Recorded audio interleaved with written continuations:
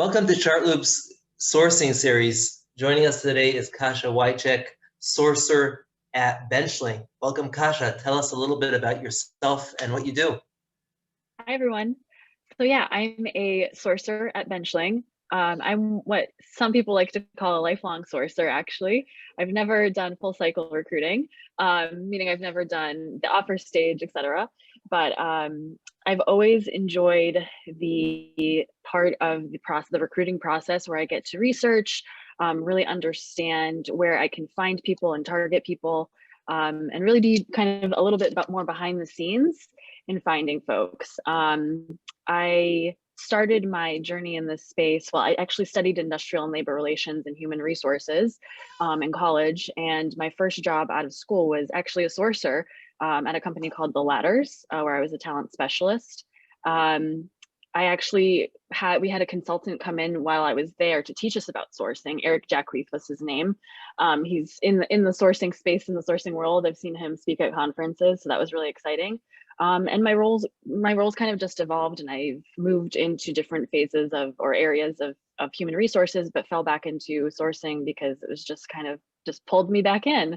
And so I've worked at a few different places like Uber and Facebook, had an opportunity to really work with amazing folks. And now I'm at Benchling doing great things and building out the team there. That's awesome. So Benchling is a super hot, Silicon Valley startup. In the last couple of weeks, has raised a couple $100 million, crazy valuation, or depends on who you ask, $4 billion valuation. So definitely growth stage for a company, right? You guys are an R&D, life sciences. How does sourcing compare at a very fast growing company to more of an established one? Like you mentioned, you've done sourcing at Uber, places like Facebook, which are much more established. Are they more? Does it require more, or is it pretty similar across the board? Yeah, it's a great question. And I think the reality is it may not necessarily vary so much based on size or how established, though that could be the case and that could be a factor. It kind of, in some cases, may depend on who is leading the organization and what they value and what they see as important for the organization. But at some of these larger places like the Facebooks and the Ubers, there is this focus on talent insights and really understanding and how to be more efficient in your sourcing or recruitment processes and ways of finding folks. It cuts costs. It's like ultimately that's what a business is trying to do, and I think that's like a great way to go about it. And it kind of puts you ahead of the game because you have a better overarching view of what's going on in the talent market and how you can target folks more specifically. When I was at Facebook, my understanding was that they did not yet have a research team, and that was, I think 2014. So we just had sourcers that were embedded within each of the teams, and we worked closely with the recruiters, and we did a little, more of the research ourselves, and that evolved over time. From what I understand now, they do have a team that's specifically focused on talent insights, which is really exciting. And so, sourcers who are focused on engaging and screening at these companies can then go to the talent insights team and ask for, some information about what's going on in the market in this location, and will they be able to find the right talent for the roles that they're looking to hire for. That's my understanding of it. At a place like Benchling, I joined as the first sourcer under a year ago. So, it was new for them. And I think that there's a lot to build out, a lot of process, a lot of exciting stuff that we need to implement and put in place. Our team's a little bit larger now. Overall, we have 3 sourcers, and we're still growing.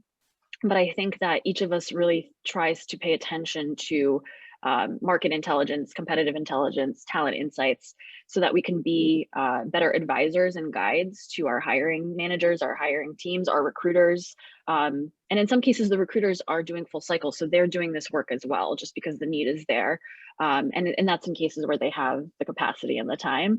In other instances, they're relying on us. And that could be for the more senior level roles where there's a lot of visibility, or the more niche, unique roles where it might take more time to build an understanding of the space so that we can find the right, or I keep saying the right, but great talent for those roles.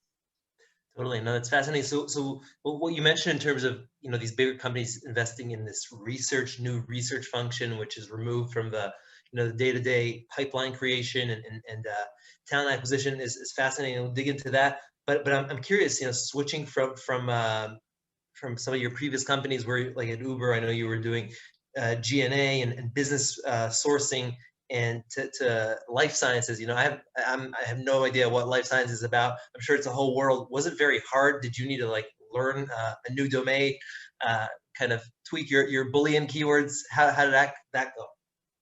Yeah, for sure. And yes to all of those questions.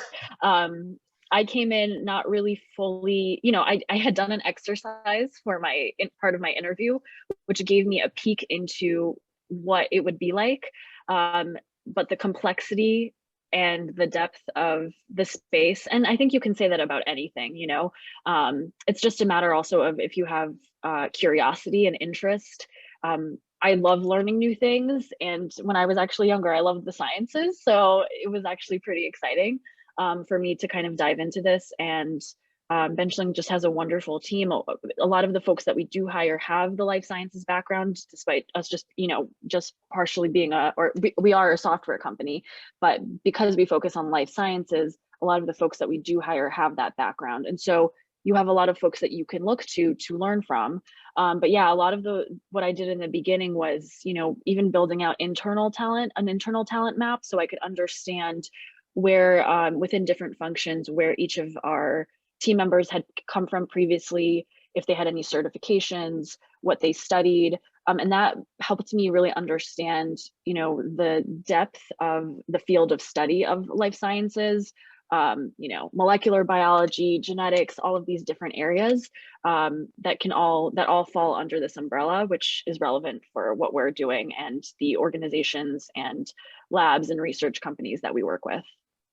Totally. No, that's fascinating. But it's nice to see somebody you can make a switch and pretty quickly get immersed and using the same toolkits accelerate. So that's very cool. So let's talk a little bit about this research motion. So we're definitely seeing this with larger companies. So in the Chartloop community, there's a lot of we're in touch with a lot of these leaders at companies like Amazon, like Annie Che and her team.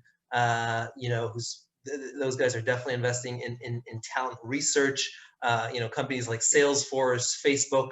Why are we seeing this switch? And then also, how does this require you to change around the team and your hiring? Like, do you need to have a team focused more on the hands-on pipeline and then one just on research? How are you seeing this whole research thing evolving? Yeah, I mean, it's definitely evolving, and I think that just comes with natural progression of time and getting folks who are more embedded. You have more resources, you start to think about how to be more strategic. And so we're moving away from just, I'm going to plug in a keyword, take information from a hiring manager, plug in a keyword, find folks, and then pass them off. Like we want to be thoughtful in how we're approaching candidates or potential leads and prospects. There's a psychology to it, there's marketing involved. You have to kind of think through all of these things. And that all starts to progress in the function of sourcing. And that's what's been happening, I think. And I think it, like I said, it varies from company to company and how they want to organize this. Some folks have come from previous companies where they saw it incredibly successful in a way where there's a separate team doing it, or it's embedded into what a sourcer is doing, or even a full cycle recruiter.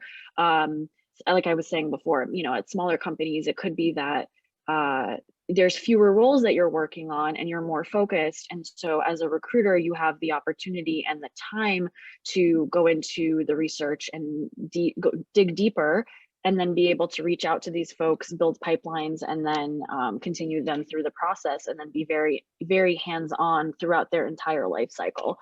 I do think that with any type of function, really, I mean, you could say this with, sales, or I haven't done all the studies to see, when the sales operations function came to be, but I imagine in the early days of a sales function, sales operations might have not existed, or even with recruiting operations might not have existed. So basically, I feel like not to say that this is an operations function, but with every function, you can kind of break things down into smaller pieces and then focus more deeply into those areas. And I think that's what's happening with sourcing. We're not just, like I said, reaching out to folks, plugging in keywords. We're trying to understand which keywords make the most sense. We're trying to understand, and that's also, I think, a piece of it too, in terms of every company uses different keywords. In some cases there are commonalities, but they use different things, and you have to do some research around. At company A, they're using ABC. At company B, they're using, XYZ. And how do you then build a great string that encompasses all of that to help you find targeted talent that's really great? So yeah, I think it's great that it's evolving. It makes me excited because it's a space that I really love, and I personally don't think I'm an expert, and I'm still learning so much. And this just shows me that I can really build a strong, deep career in this space. Totally. So just like you mentioned, with research becoming a more prominent piece for more and more companies, especially as they grow. There's this whole discipline of CI, or competitive intelligence, which is part, right, of the sourcing and research function, and it's a much more strategic piece, right? It's not just reporting to your VP HR or something, but actually your CEO wants to know, like, okay, what markets should we open in Bay Area? Should we go to Seattle? Or much bigger questions. And we know, like, in places like, definitely in the Bay Area where you're based, the war for talent is brutal, right? Despite Miami popping up and a few other exodus is happening, but I'm sure. Right, we know things are very strong. So how are you seeing, when you're like, I know you were doing a lot of this, sourcing, for example, when you were leading a team sourcing sourcers at Uber, how are you, like, tracking the movements in the market on a larger scale and picture, and kind of sharing those insights within the organization, and how would you recommend others to approach this big picture CI work? Yeah, that's a really great question. And I think that, to be honest, because I started not really talking to anyone about it, I just kind of created my own version of something to track all of this information. And it was like shared documentation. Over time, this evolved into more organized decks that had, where we could list all of the keywords, all of the competitor companies we could look for, taking, collecting that information, or using information from LinkedIn Recruiter Insights, and aggregating that and being able to say, okay, X percentage of these folks in this function have been in this role for 10 plus years. So, if our team is considering somebody who's quite junior, we need to kind of be aware of this. And it may be that we need to talk to folks who've been doing this a long time and see if they know anybody who, how they started out, or pay attention to how they started out and how they got into this function. Because it may not be that we're looking for the exact keywords that, that are listed, versus something that's like basically, a transferable skill, basically. So yeah, I mean, for me, it was really just, I needed to house this information somewhere because I couldn't remember it all. And so I would do it in documents and spreadsheets, and that's what I'm currently doing. But I think that there's tooling out there, and folks that can support in helping you build out talent mapping and things like that. And there's Chartloop, where you can see it in the form of an organizational chart, which is so much easier to process.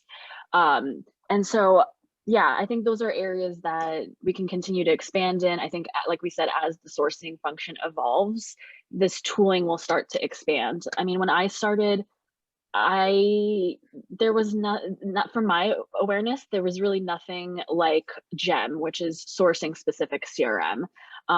When I was at the Ladders, we were using Salesforce to track everything.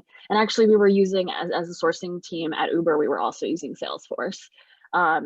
Which is great to some degree, but it's not specific to our function. And I think that there's a lot that a company like GEM is doing that's really great.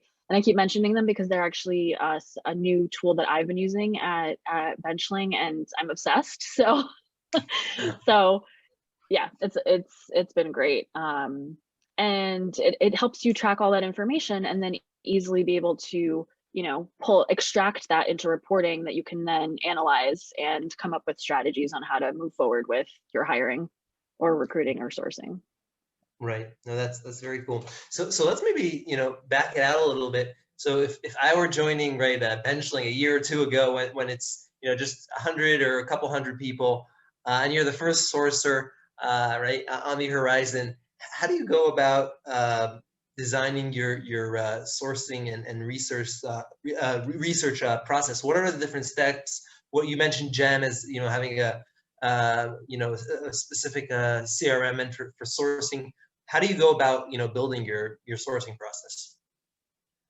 Yeah, and I think that, coming in, it was something that I had to, because I didn't know much about the life sciences space, the life sciences software space, which is also something that exists. These were all new things to me. I think the first step was educating myself and discovery, and really focusing on, we already have an ATS, we use Greenhouse, and there's a lot of data stored there because we've had so many, candidates move through the process. Being able to pull reporting and see, for these types of roles, we had folks coming from these companies, and then building out lists of companies that we could be targeting, or, we have a list and now I can build out competitors to these companies. I think that's a lot of it is just really, it's a lot of information. I mean, anything you see could be potential for, tangential research that will then lead you down a path where you learn about a space or an association or in an organization that you didn't know existed, that will help you in your sourcing work. So I think that a lot of it is very much at the front end, focusing on teaching, education, understanding, having somewhere to, house this information so that you can easily look back to it and, like I said, analyze it and assess it, and then be able to come up with strategic ways to then look for folks in whatever space you're focused on. Tooling is super helpful, obviously. I think utilizing your own team, past recruiters obviously worked on these roles and they had experiences. Some of it is obviously kept in memory. So if there's a way for you to document everything, and that's what I truly appreciate about Benchling, actually. It's an organization where documentation is very important, and folks really track a lot of pretty much everything. You'll find a deck or a recording of some kind of meeting for everything, which is great. And that's how when I start working on it with a team, I don't always go into those, hiring manager conversations with like, tell me about what you're doing, or tell me. I try to do some back-end research. There's going to be some decks where they've presented to clients before, and I can see how, what the work looks like and what I should be looking for when I, somebody who can actually create a deck well. If it's like, for example, like for a demonstration role, like a pre-sales role or something like that. And that helps me really understand truly what these folks are doing.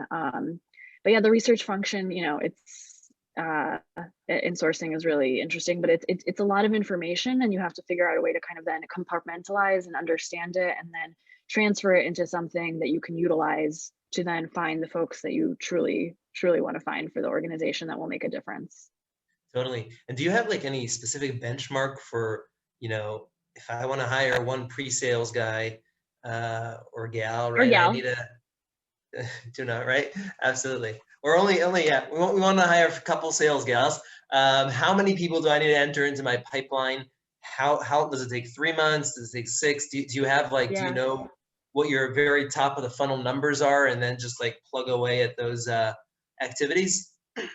Yeah, I mean, that's a really great way, just like as a recruiting organization, to pay attention and then come to the table in your hiring manager conversations and be able to say, the hiring manager is like, I want to hire someone tomorrow. Yeah. And you're like, wait, hold on. Actually, and even at the basic level, if you don't have time to really dive deep into all of the data, one thing that's really great is just looking at, a past role that we hired and how long did it take to fill that role. How many the ATS is really, really, there's just so much great information there that you can dive into. The reality is there's folks come in from a lot of different function or channels. And so you really have to pay attention to, okay, and this evolves also over time as your company grows. Early on, a lot of your channels can be referrals, because your company is small, you're, connecting with folks, and you want to hire people that, that you've hired great people and they know great people. I think that starts to evolve as your company grows, because you can't just be hiring referrals. That there's also like a lot of homogeny in that. And so I think you want to, kind of diversify your pool and your channels. And so you work to look for folks in other areas, but hopefully that answers the question. Yeah, absolutely. And how does it work with, like, you're at a young startup, how do you get in buy-in from leadership to invest in sourcing and research? Like, as you said, like, we want to hire 10 people tomorrow, like, and then you're like, okay, you want good people, right? Well, it's going to take us 6 months because we need to do the following things and look at the following companies. Right. So how do you communicate that? Yeah, I think it's a great question. I think what's interesting is I'm finding that folks are already bought in. This has already, with a lot of like leadership, they already see the value of this. And that's how I know that this space has evolved so much, because before it wasn't like that. Of course, like if you're working with a new hiring manager or something like that, that's a place where you can, I think often, to be honest with you, I found that most hiring managers are like, oh, I want a sourcer. They might not even fully comprehend what a sourcer does, but they're like, I want a sourcer to work on this. But I think, obviously to some degree, they have a sense that this is somebody who's going to be focused on what my role is. They're going to try to understand what I'm looking for, and they're going to build a pipeline, which at the basic level is really what it is. And that's also really important. So it's great that they're aware of that. And I think just, having a strong recruiting leader who can then pass that information on. Our recruiting leader is always in meetings with our, executive level folks, VPs overseeing different divisions. Hiring is obviously very critical for us right now. And so he has an impact in those conversations, and he, it's not, they're already thinking about how do we expand? How are we being strategic about where we're finding folks? And so they look to him for guidance, and I agree. I feel like that there's already like this buy-in that's already kind of evolved because of the fact that there's been value, and they're able to show the value of moving away maybe just from referrals and focusing on sourcing, or employer brand and focusing on our brand and building out that piece of it so that we can pull in really great talent from the inbound side as well. So yeah. Totally.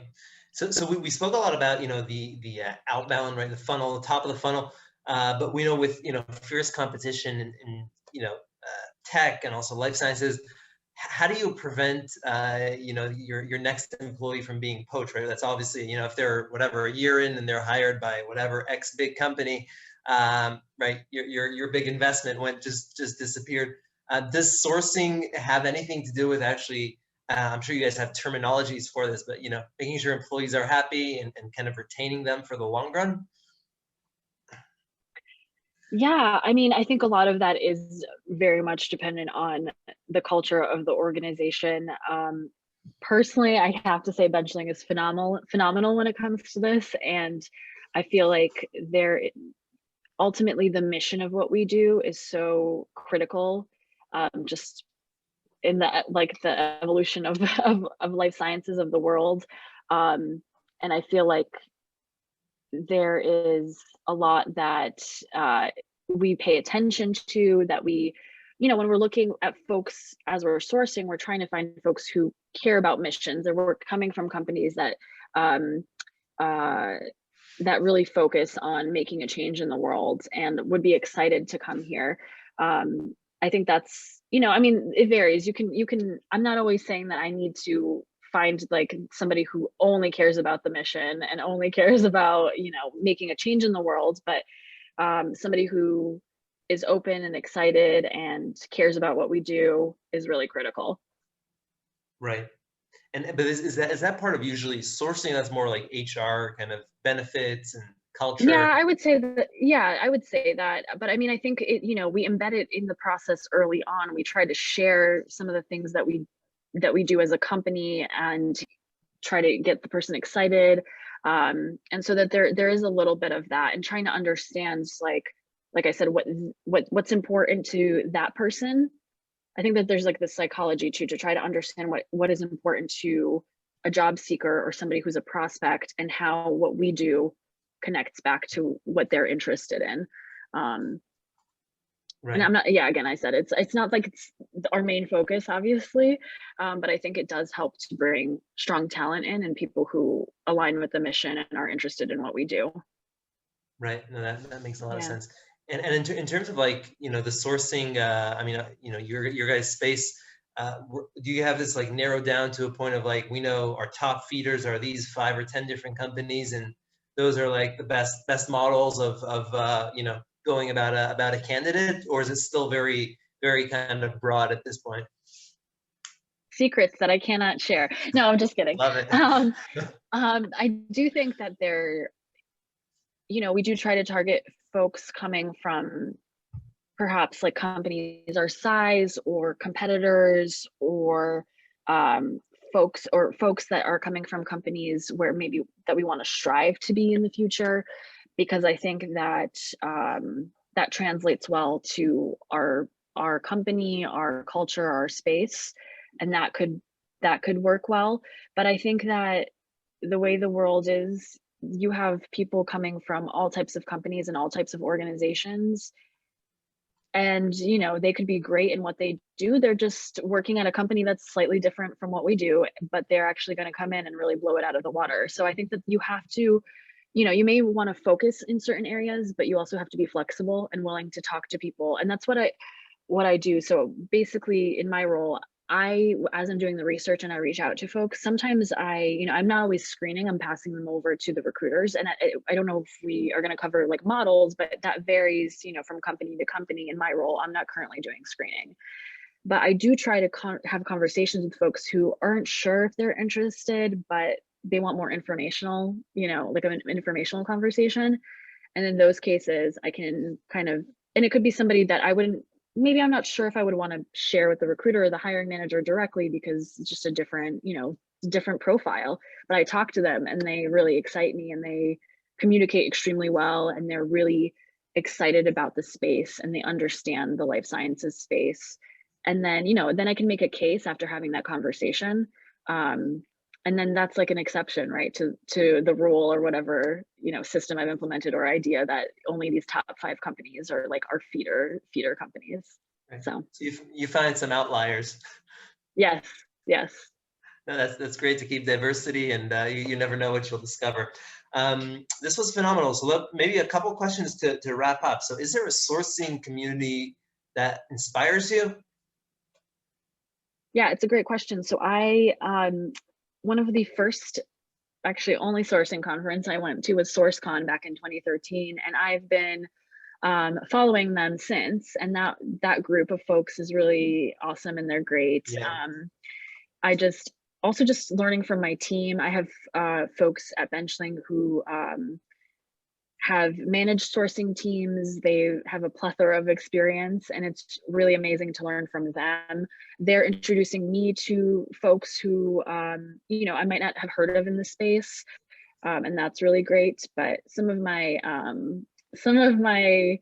favorites, I mentioned Eric Jacquees because he was the consultant, but he had actually shared with us information and really taught us a lot of information he learned from Glenn Cathy, who's always been like the top of my list of folks who inspires me from like the sourcing perspective.